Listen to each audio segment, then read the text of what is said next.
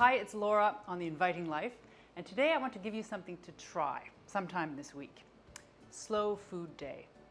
And the reason is because we're bombarded all the time by advertising messages that tell us we don't have time to cook and we don't have time to eat. And the reason is so that people can sell us things like ready-made mashed potatoes and a day's worth of calories in a shake to be drunk in 30 seconds.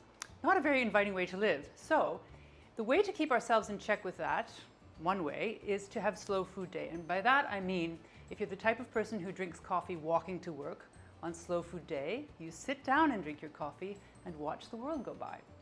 If you're the type of person who swallows a sandwich at your desk in 30 seconds, on slow food day, maybe you get a colleague, you go out and you eat a sandwich actually talking to each other at a table.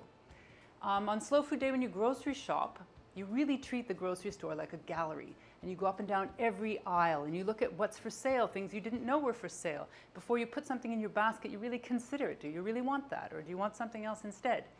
And on slow food day at night, cooking and eating are your main activity. So it's not something you do very hastily on your way to something else.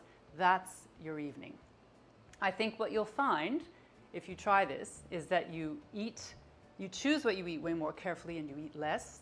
You feel less like a frenzied mad dog and more like a civilized human being in control of your life. And I think you'll discover you have time you didn't know you have. So give Slow Food Day a try. Tell me how it goes in the comments and do subscribe. I'll see you next time.